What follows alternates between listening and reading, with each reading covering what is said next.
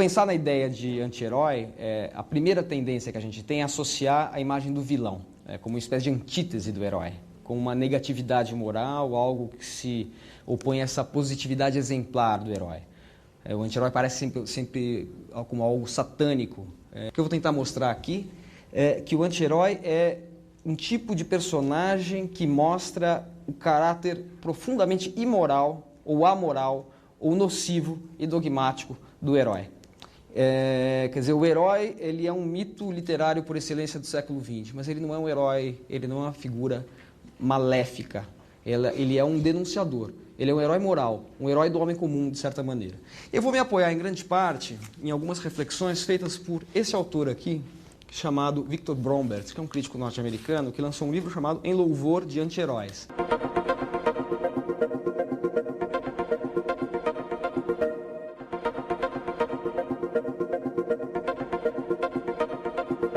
Um herói arquetípico, típico. Quer dizer, o herói, isso é uma informação do Victor Bromberts, que é esse crítico norte-americano, que ele, quando ele surge com Homero,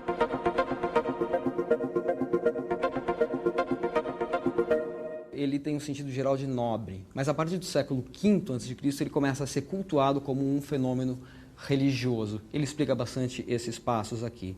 Ele vai sendo associado a uma espécie de era mítica em que havia o contato entre homens e deuses, como está, por exemplo, tanto na Odisseia quanto na Ilíada.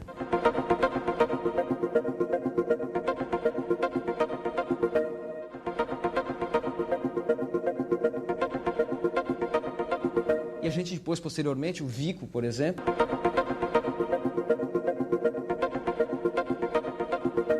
na Ciência Nova, vai pensar, vai dividir a história da humanidade em 3 fases, né?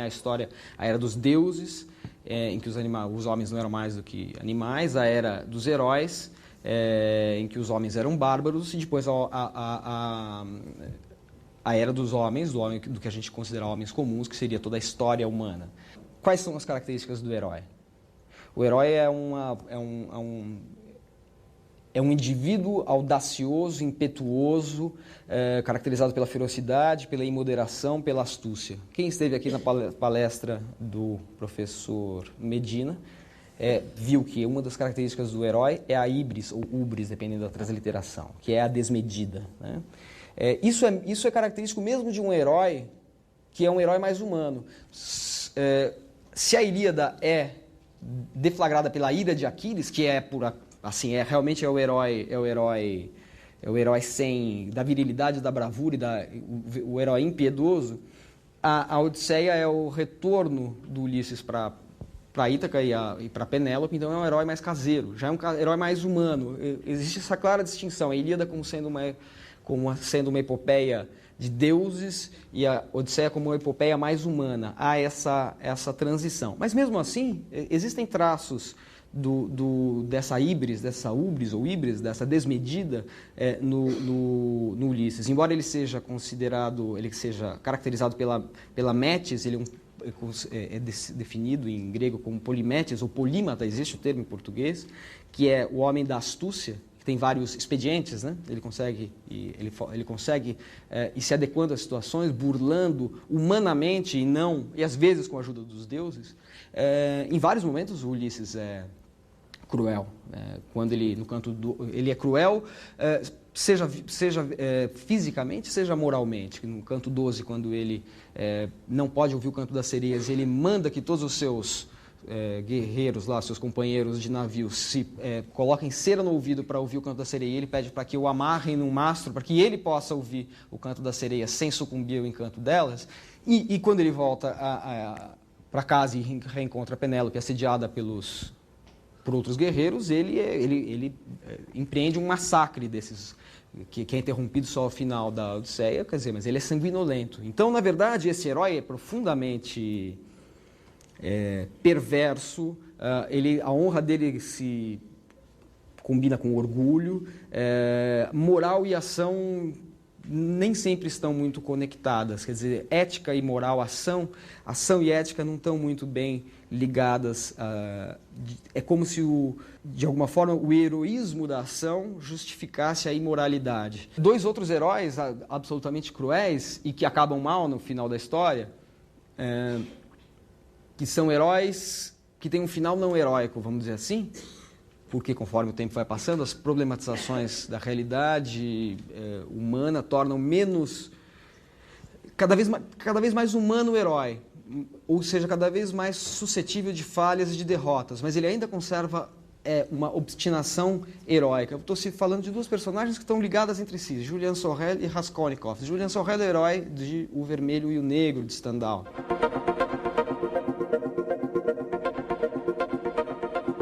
Que é um dos grandes romances do século XIX.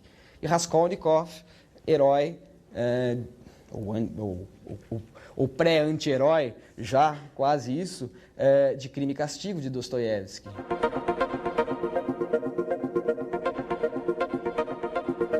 Se não é o maior romance do século XIX, é do maior romancista do século XIX, portanto, o maior romancista da história da literatura, que é Dostoiévski.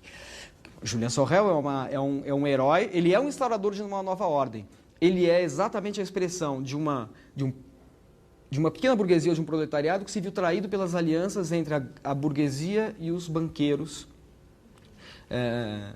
representantes ou ligados à nobreza após a Revolução Francesa. Julian Sorel, em Vermelho e Negro, se finge de estudante, de seminarista e vai galgando na vida através de conquistas na hierarquia eclesiástica e também conquistando mulheres da alta burguesia, ardilosamente, calculistamente. Ele é um arrivista por excelência. Mas ele é um arrivista no sentido que os banqueiros são? Não.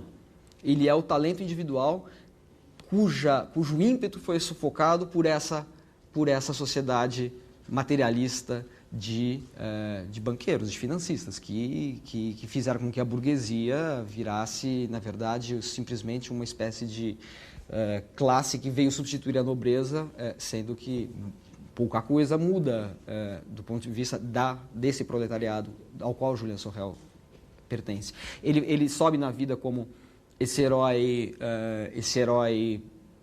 perverso. Ele, no final das contas, é condenado à morte porque ele atenta contra a vida da primeira amante dele, que ele ama, mas ele é o herói passional, obstinado, orgulhoso, passional, mas muito cruel também. Quer dizer, aí a ambiguidade é completa, porque Julian Sorel é uma personagem ao mesmo tempo detestável e adorável. Ele choca pelo calculismo, mas ele encanta porque ele tem um viço, ele é sanguíneo, ele é um herói que representa a energia e o aspecto passional que está sendo frustrado por esse mundo desencantado que é o mundo da política, do realismo tout court, né? O realismo mais baixo. Raskolnikov já é um herói muito próximo da figura do anti-herói. Ele reproduz, de certa maneira, avant la lettre, né? o pensamento nietzschiano de estar além do bem e do mal.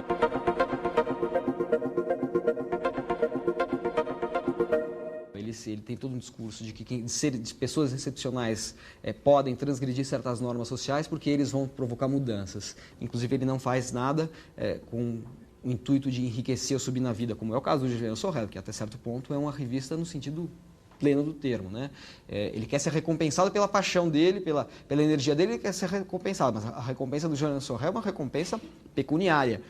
Em Crime e Castigo, o Raskolnikov não quer nenhuma recompensa pecuniária, ele quer uma transformação, ele é um grande utopista. Bom, o que a gente pode constatar diante dessa sucessão de heróis, uma coisa que a gente pode falar, e pensando nos tipos de heróis que apareceram aqui, de mitos literários, é que o herói é o que a gente pode chamar de um topos.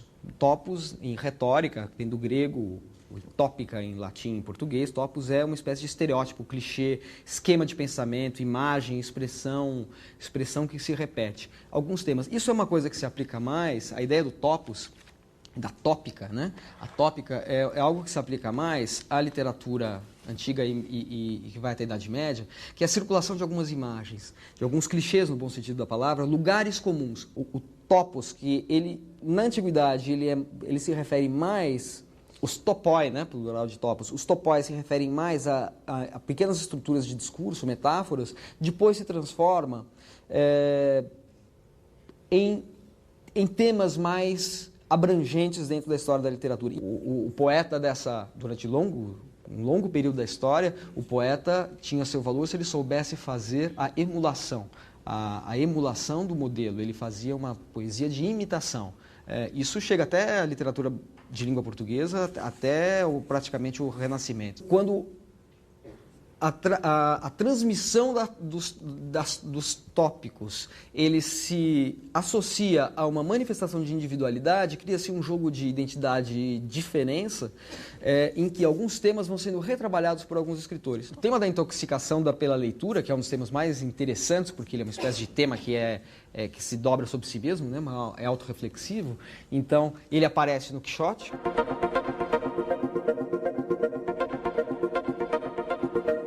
É o tema do enlouquecimento pela leitura, mas Madame Bovary não é outra coisa senão o tema da intoxicação pela leitura.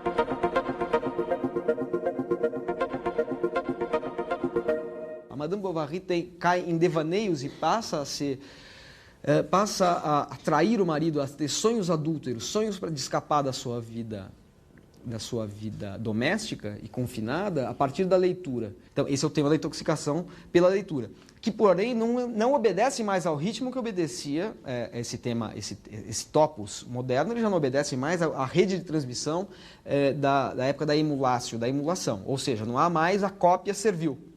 Não há mais a cópia do modelo. Existe a diferença. Ele tem a identidade do tema, mas existe a diferença. E qual seria, então, a tópica, o topos moderno por excelência?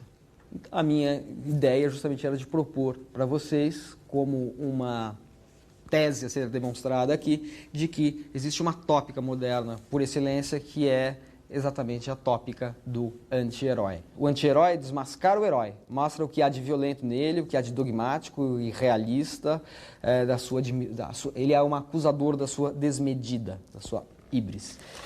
Existe um escritor italiano chamado Primo Levi,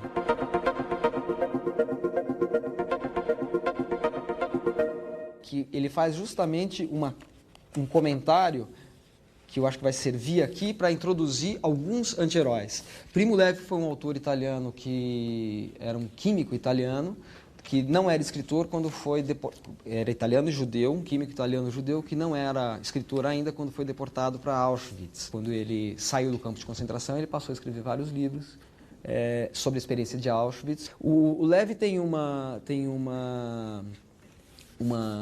comentário num livro dele chamado A Busca das Raízes.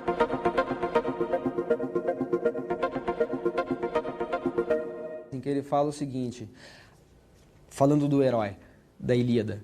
Ele fala assim: acho a leitura da Ilíada quase intolerável. Esta orgia de batalhas, feridas e cadáveres, essa guerra estúpida e interminável, a cólera infantil de Aquiles. E ele prefere a Odisseia. Obviamente ele está horrorizado, é altamente sensibilizado ao militarismo que levou para Auschwitz, onde ele passou pela situação limite da morte, da aniquilação, que ainda hoje é a situação mais inimaginável, de aniquilação e de opressão. E ele vai depois escrever num outro livro que se chama Se Isto é um Homem.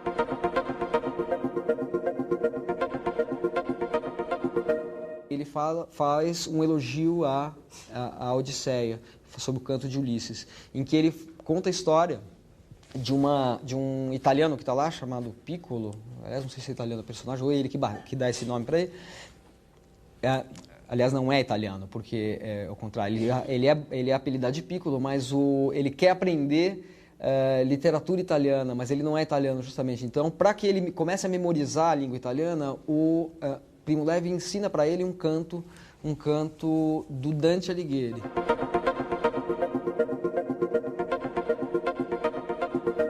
E ele cria, então, uma cadeia de transmissão, que é uma ideia de sobrevivência pela leitura, que Homero escreve a Odisseia. Virgílio ensina a Dante, porque a Divina Comédia é a viagem ao inferno, purgatório e paraíso do Dante, guiado pelo Virgílio.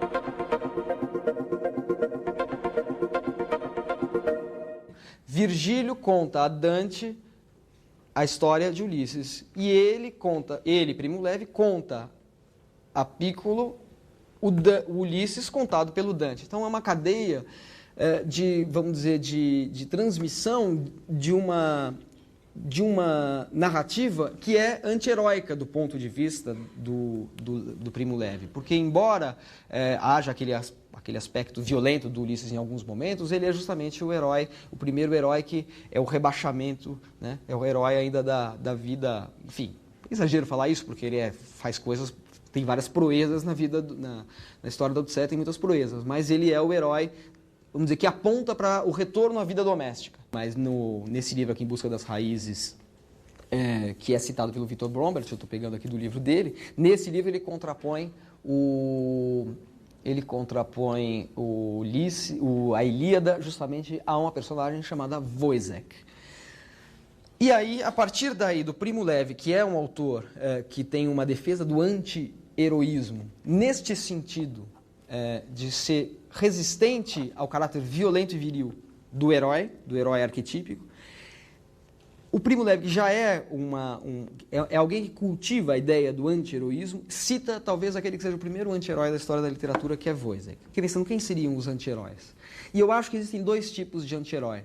Curiosamente, praticamente todos os anti-heróis elencados pelo Victor Brombert são anti-heróis que correspondem ao que eu diria que é o primeiro tipo, que é o anti-herói passivo. O que seria esse anti-herói passivo? É o anti-herói que revela a virilidade e a imoralidade profunda do herói, se tornando uma espécie de expressão da vítima do culto ao herói, da vítima do culto ao idealismo, dos dogmatismos, de todos os projetos utópicos ou das apropriações políticas que fazem com que nós sejamos joguetes de idealismos, de projetos contaminados por essa tentativa de transcender os limites do humano.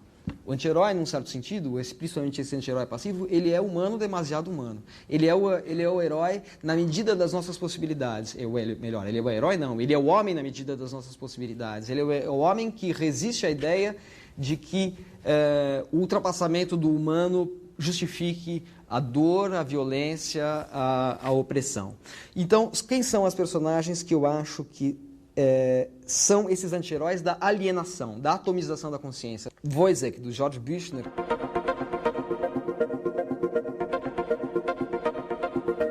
que é uma personagem, é a primeira, que é o citado pelo Primo Levi. O que é Voisek? Voisek é uma obra inacabada.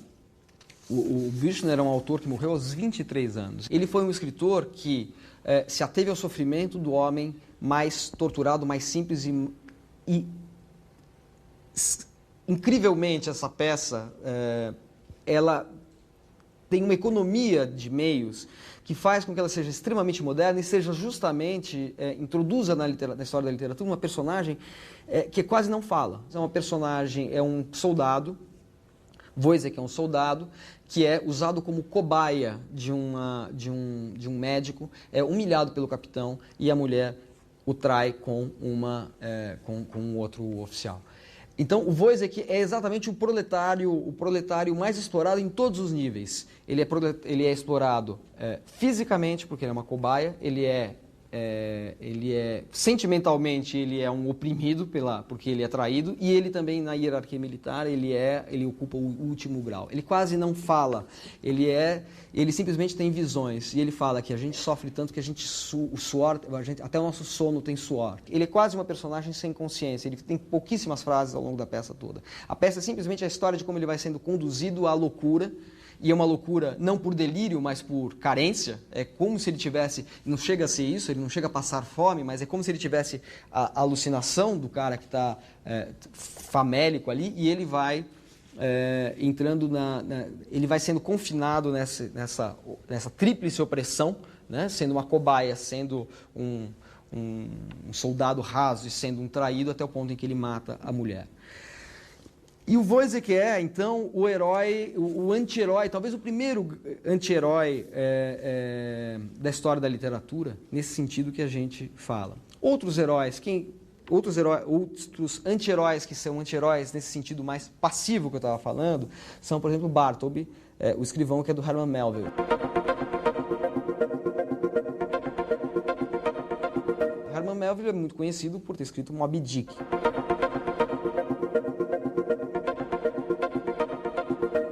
Que é o grande romance da literatura norte-americana. Bartleby é uma a história de um escrivão que está o tempo todo no escritório e daí ele começa a não fazer nada e ele começa a responder de maneira monomaníaca para todas as solicitações. As pessoas perguntam para ele, pedem uma coisa para ele e ele fala assim, perdão, eu preferia não fazê-lo. Então, ele se confina nessa pequena frase e ele não faz mais nada.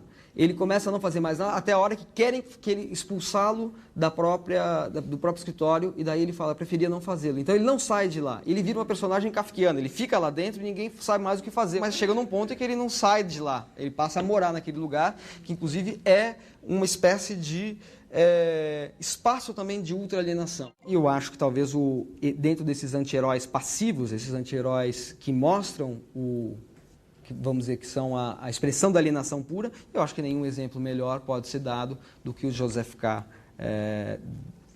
Do Kafka, do processo do Kafka, ou o Gregor Samsa de A Metamorfose.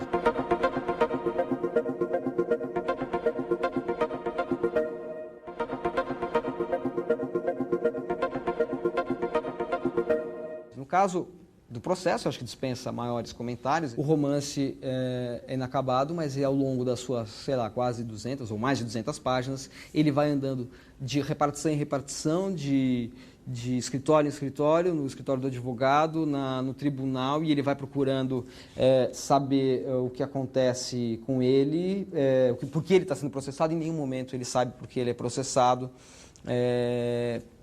Gerando um tipo de interpretação um número de interpretação muito grande, né? Uma das frases mais brilhantes que eu já li sobre o livro é a seguinte: Kafka é o romancista da transcendência impossível. Para ele, o universo está carregado de sinais que não compreendemos. A frase do Sartre. Ele é o anti-herói porque ele é a personagem para quem o segredo da natureza, o segredo do mundo é inacessível o tempo todo, né? A ideia de você ser processado, ser culpado, e procurar a razão do seu processo, a razão do seu veredito e da sua pena, e você não achar, é a própria imagem do ser humano, como alguém que foi determinado, nasceu sem querer e não sabe por que morre.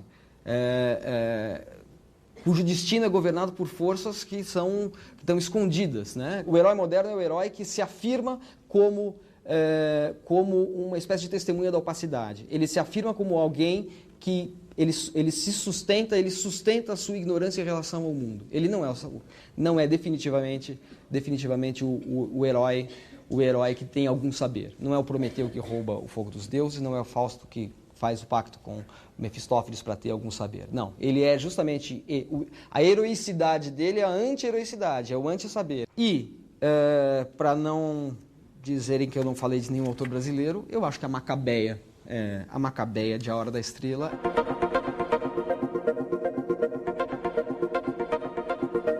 é a encarnação perfeita de um anti-herói nesse sentido. Um herói que, ocupando o centro da cena ficcional, ele serve para que o escritor mostre a condição e a consciência do excluído, do alienado, do radicalmente envilecido pelas estruturas e pelo imaginário social, político, etc. Que é uma personagem também da pura alienação, né? Aquela menina que só fica ouvindo a rádio relógio o tempo todo, que eu acho que quem viu o filme, belíssimo filme sobre A adaptação da Hora da Estrela viu isso. Mas quem sistematiza isso em termos formais é Samuel Beckett, com várias peças em que as personagens são personagens que que conversam o tempo todo sobre absolutamente nada. Quem já viu ou leu Esperando Godot, Os Dias Felizes...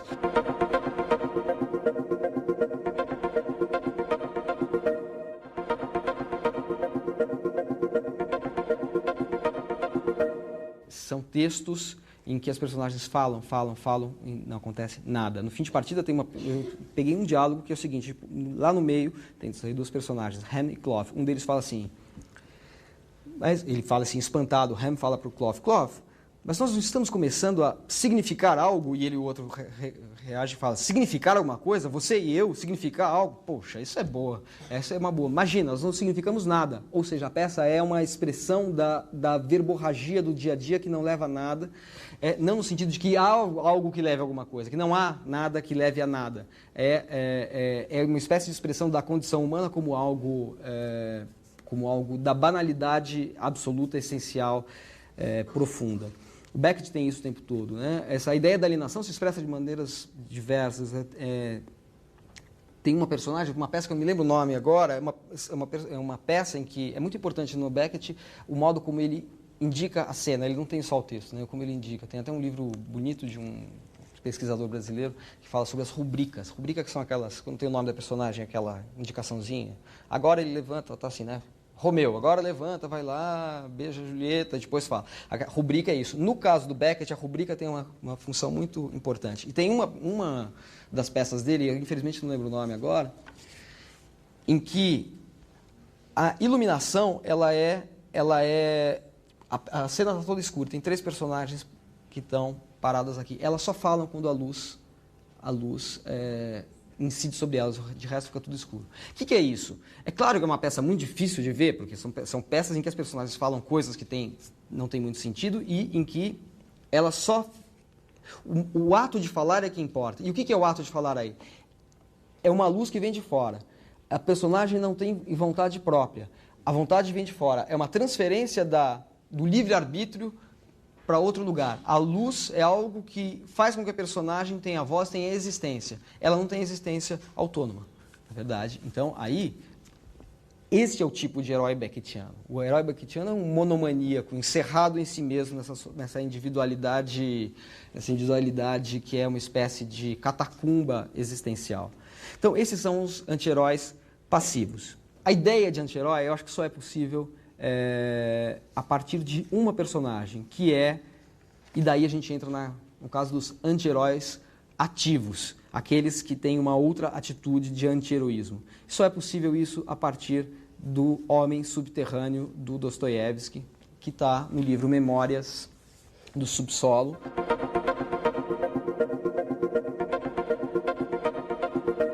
Que é o livro que dá início ao grande período de criação do Dostoiévski. Um crítico chamado Joseph Frank, que publicou uma biografia do Dostoiévski em 5 volumes, ele batizou o 4º volume, que é o 4º volume dos romances, que tem os romances Crime e Castigo, O Jogador, Os Demônios e o Idiota.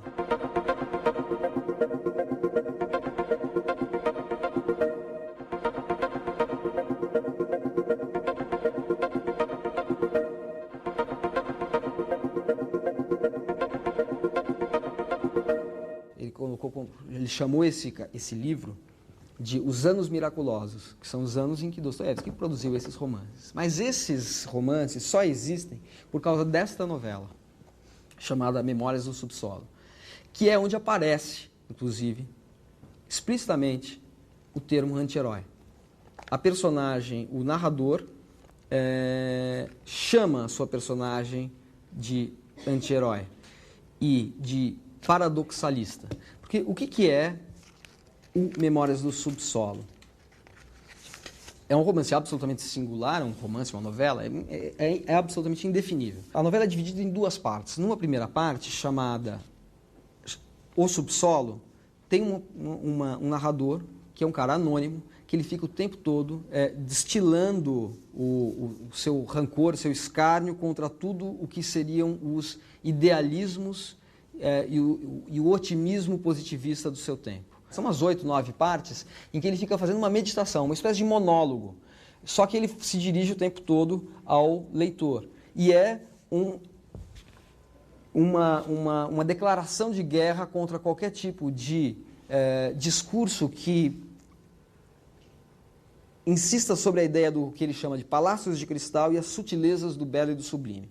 Bom, nós estamos no século XIX, esse livro é de 1864. Dostoiévski convive naquele momento exatamente com os românticos da geração de 40 e em 1860 com os positivistas. Então ele convive com dois tipos díspares, porém complementares de pensadores. De um lado, o positivismo, que é essa crença no progresso, e do outro, o idealismo, que constrói o que ele chama de palácios de cristal. Esse palácio de cristal é uma referência que ele faz a um projeto que havia, de fato, de construir um palácio de cristal na Rússia, que seria essa tentativa de dar conta da pluralidade da existência. E o que faz o nosso amigo paradoxalista? Ele se afirma como homem de consciência hipertrofiada, quer dizer, ele é anônimo o tempo todo, a personagem não tem nome do começo ao fim da narrativa, ele é simplesmente um cara que fica zombando, fazendo afirmações de vileza, mesquinharia, afirmando essa zombaria, esse modo de escarnecer de qualquer tipo de idealismo é uma espécie de anti-idealismo radical, de como qualquer coisa. É uma adesão total ao concreto que perpassa a obra do Dostoiévski. É esse livro do Dostoiévski. Assim, o homem concreto é o homem torturado, o homem ambíguo. Então, por que ele se autodescreve como um paradoxalista? Porque ele é o homem que aceita as contradições humanas mais elementares, a convivência do belo e do sublime, do baixo, do reles e do moral e do elevado. Quer dizer, essa aceitação das contradições humanas, que é uma fidelidade ao humano, que faz do Homem do Subsolo do Dostoiévski uma expressão daquilo que eu falei, que é o anti-herói como um herói na medida do humano, um herói humano demasiado humano. Na primeira parte da narrativa, a personagem fica confinada no seu subterrâneo existencial, e na segunda parte, a personagem se envolve numa trama de rivalidade com alguns oficiais do exército, depois em disputas assim, por uma mulher, daí ele acaba levando uma prostituta para casa. Ele conta uma história super edificante, a prostituta está quase se convertendo vamos dizer, se confessando o seu passado, se arrependendo, se redimindo. É uma coisa que cai no melodrama mais lacrimoso possível, e no finalzinho ele não resiste. Como ele é um paradoxalista que não pode deixar intacta nenhuma ilusão de bondade humana, ele expulsa ela e fala: eu estava mentindo, era tudo insincero. Quer dizer, é uma zombaria de uma crueldade, ele é uma personagem absolutamente perversa. O que é ser um paradoxalista? É que ele fala, olha, ele dá um exemplo, e daí eu vou usar esse exemplo para pular para outro livro. Ele fala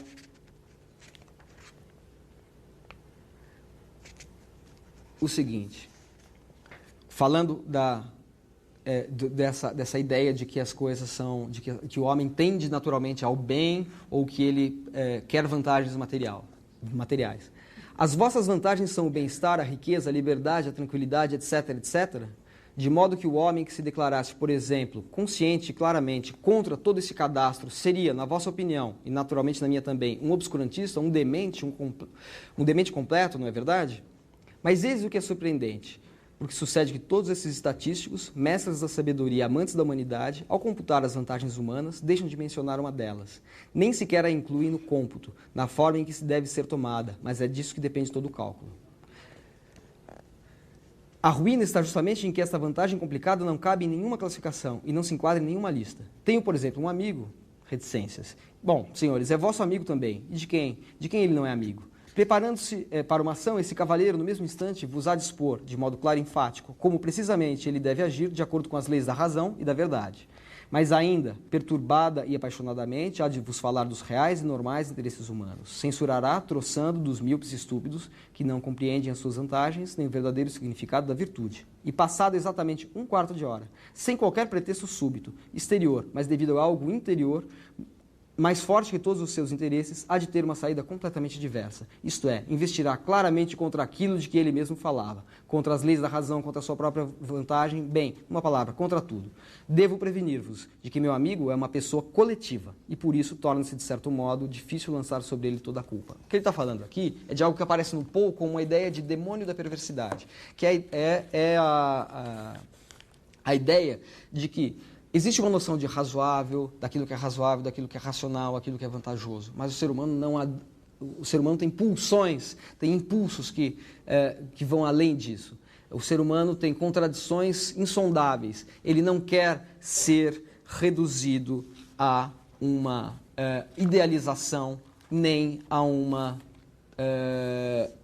dimensão material do que o Dostoiévski chama dos homens de ação. Quer dizer, isso é redutor. Pelo simples fato de ser redutor, o homem é capaz de ir contra os seus próprios interesses. Quer dizer, nós somos altamente contraditórios, nós somos irredutíveis. Não podemos ser reduzidos a nenhum tipo de alienação, de heteronomia. Não queremos ter a nossa identidade conferida a um outro. Nós queremos ter a autonomia, mesmo que a custo da contradição, do sofrimento, desse abismo interior que inclui crueldade, assassinato e perversidade. A tópica do anti-herói se desdobra a partir de Dostoiévski numa tópica do subterrâneo, o subsolo que habita o subsolo metafórico que habita essa personagem de Dostoiévski vai reaparecer, por exemplo, num conto chamado A Construção, do Kafka, vai reaparecer na peça Dias Felizes do Beckett, em que a personagem fica enterrada o tempo todo, vai aparecer num livro da Clarice Lispector, que é A Paixão Segundo GH.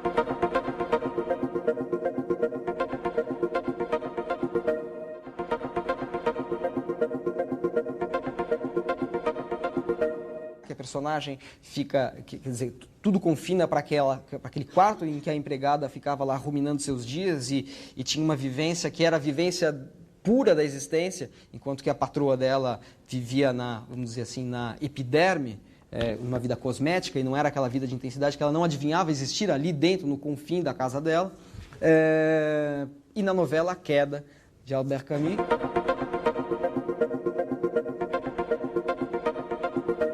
A queda. Por que eu falei que é uma tópica? Porque a tópica, a tópica no sentido local mesmo, a remissão ao baixo, tá, Memórias do Subsolo, a queda como uma remissão ao lugar baixo, mas também a queda bíblica. A personagem é um cara que se define como juiz penitente, e ele se chama Jean-Baptiste Clamence. Jean-Baptiste Clamence, vai se verificar no final, não é o nome dele. É um pseudônimo, é o modo como ele se apresenta. E Jean-Baptiste Clamence tem duas referências, o João Batista bíblico, e Clamence, que é uma espécie de jogo de palavras entre clamor e clemência, em francês. Isso funciona perfeitamente em português. Clamor e clemência. Então, ele clama por clemência, mas ele também é alguém que fala da culpa o tempo todo. Se Memórias do Subsolo é uma novela em que o subterrâneo não é ele que está dentro do subterrâneo, mas o subterrâneo que está dentro dele, e faz com que essa verticalidade do livro seja uma abolição da narrativa linear. Não sei, sinceramente, se há um monólogo desse gênero anterior a Dostoiévski. Eu acho que não existe um monólogo dessa maneira na literatura, como esse do Memórias do Subsolo. Se reproduz essa estrutura na Queda, do Camus, de uma maneira muito curiosa. A Queda é um diálogo.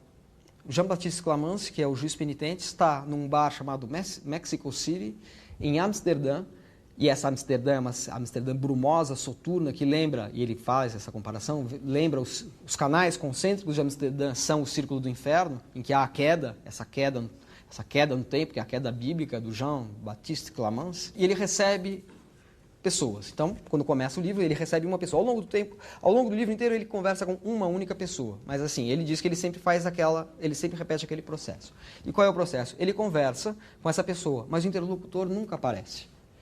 O locutor não existe. O interlocutor não existe. E ele o tempo todo vai contando de como era a vida dele em Paris. Ele era um prestigiado advogado em Paris, muito cioso da sua reputação, adorava.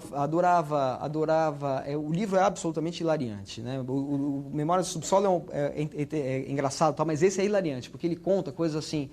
Ele falava assim, eu não perdi a oportunidade de atravessar um mendigo, porque eu queria, um cego na rua, porque eu não podia perder a oportunidade, eu queria ser visto atravessando o mendigo. Eu era assim, o cara que gostava de dar esmolas, fazer doações para instituições de caridade. É assim, ele falava das atuações dele, o que ele mais queria era atuações para as viúvas, os órfãos, como advogado, em que daí ele defendia essas causas perdidas, e daí ele ganhava prestígio porque ele era o advogado das causas perdidas dos fracos e oprimidos. E no fundo ele vê que aquilo tudo era uma grande vaidade. Num determinado momento ele conta, ele vai forçando uma identificação entre ele e o interlocutor, até o momento que ele conta a história de que ele viu uma mulher se matar no Sena, se jogar no rio Sena à noite, e ele não salvou.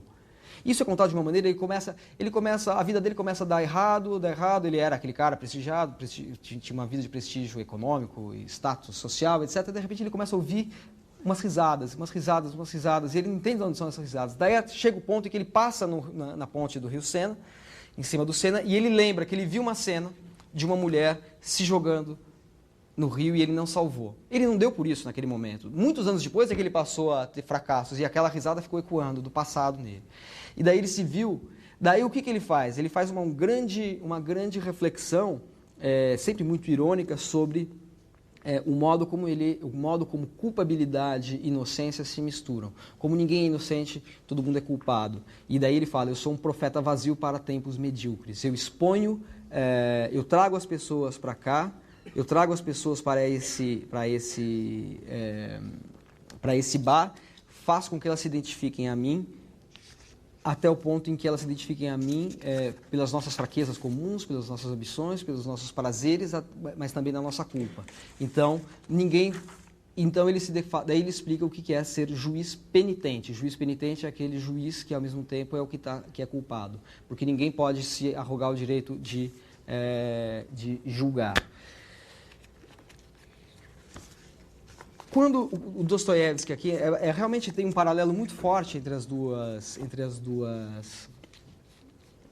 personagens, inclusive quando o Dostoiévski fala todos temos um amigo assim, ou seja, você é assim, você é essa personagem contraditória que não aceita os palácios de cristal e os ideais do belo e do sublime, o narrador aqui do Dostoiévski vai incluindo você leitor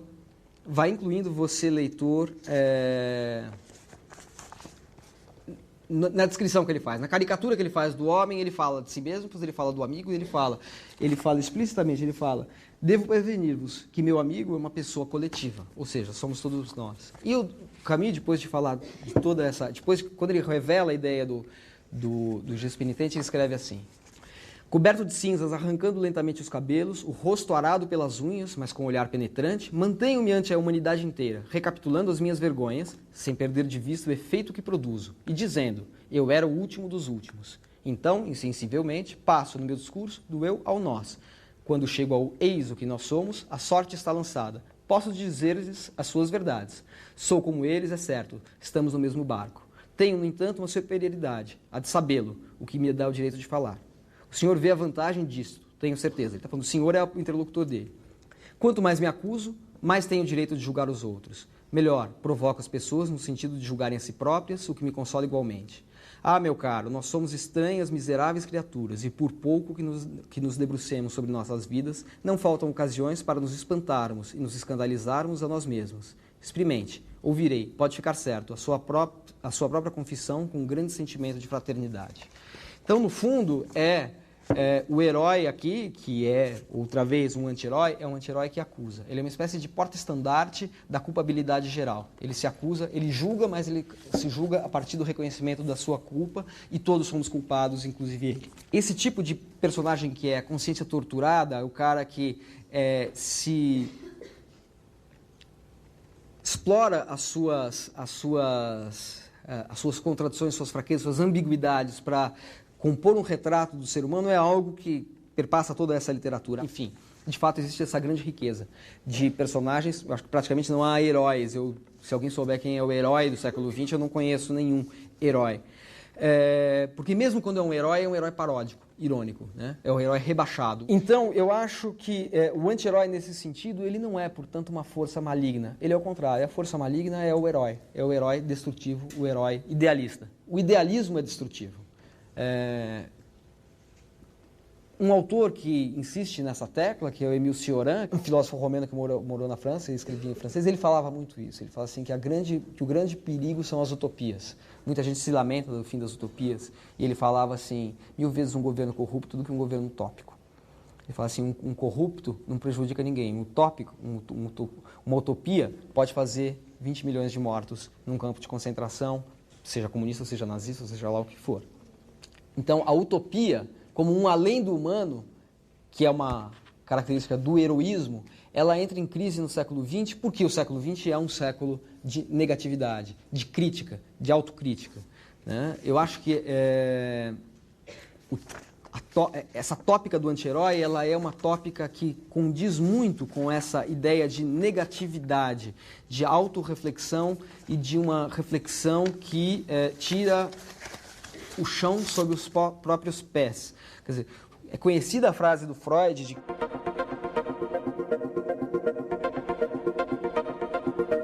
que houve 3 feridas narcísicas na história da humanidade. A primeira de Copérnico, porque deslocou o centro do universo da Terra para o Sol, de Darwin, porque afirmou que o homem descendia do macaco, e a psicanálise, porque diz que a consciência nasce da inconsciência, porque nós não dominamos nós não temos autonomia sobre nossas vontades. Existe aquela frase famosa do Marx, que foi utilizada como título do livro do Marshall Berman, tudo que é sólido desmancha no ar.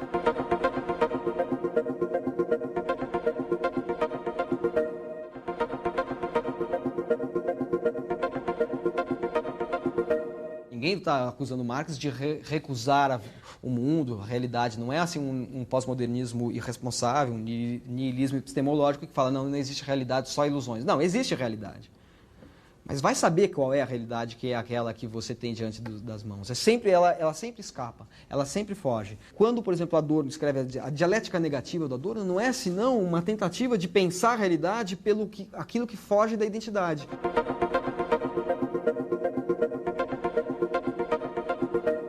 O não idêntico, aquilo que escapa dos conceitos que prendem as coisas numa identidade fixa.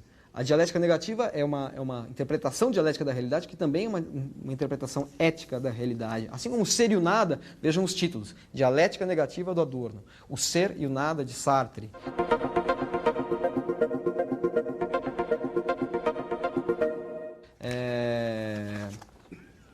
Basta esses dois, né? Mas o que é a ideia do ser e nada do Sartre? É que nós somos um para si e as coisas são um em si. As coisas, objetos, elas não têm autorreflexividade, elas são encerradas em si mesmas. Elas são coisas, enfim, viscosas, opacas. E nós somos uma pura reflexão. Nosso grande projeto seria ter a consistência, o fechamento do em si das coisas. Mas a gente tem medo de ser coagulado em sentido, porque ser o em si é morrer. O homem, na verdade, aí é uma viagem do Sartre, ele fala, o homem quer ser em si para si. E ser em si para si é só Deus. E daí ele fala, por isso que o homem é uma paixão inútil, uma das frases mais famosas do Sartre, né? Mas o que importa é que o homem se dá por nadificação. O homem, ele concebe as coisas nadificando o resto. Então, essa ideia de negatividade perpassa o pensamento contemporâneo. Essa desconstrução da realidade, essa afirmação, pensar o que é simplesmente pelo que não é uma forma, é algo que está no coração da epistemologia moderna, seja ela fenomenológica, até Wittgenstein.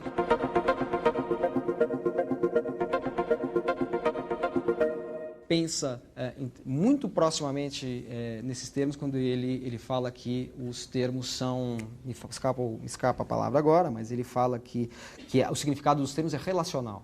Ele se dá simplesmente em relação a outros, ou seja, não há significado intrínseco, não é essência. Não há essência. e qualquer tipo de heroísmo, para se advogar uma mudança, uma positividade heróica, é preciso ter uma essência, defender uma essência de alguma coisa. O anti-herói defende a não essência. Nós olhamos para os precursores dos anti-heróis. Nós olhamos para Julian Sorel do Vermelho e Negro como uma personagem emblemática, mas eles não olhavam naquela época. Stendhal não foi um autor reconhecido em seu tempo. Então, eu acho que uma confirmação, para mim, de que nós vivemos numa época em que o anti-herói é o emblema, é a personagem que nos traduz melhor, a prova disso é que a gente vai buscar na literatura do passado autores que têm a ver com isso. O Julian Sorel tem toda essa ambiguidade, ele ainda não é um anti-herói, ele é um herói, mas assim, ele tem toda essa ambiguidade que a gente vai encontrar depois materializada no anti-herói. Ou seja, a gente olha, nós também criamos os nossos precursores. Então nós hoje é que pensamos nessa tradição de autores que tem personagens problemáticas, que é a personagem típica do romance do século XIX. E essa personagem problemática redunda, se consolida, tem seu apogeu no Memórias do Subsolo do Dostoiévski, que é essa personagem anônima, e que depois gera uma série de filhotinhos anti-heróis, que são essas personagens sobre as quais eu falei aqui. Tá bom? Obrigado.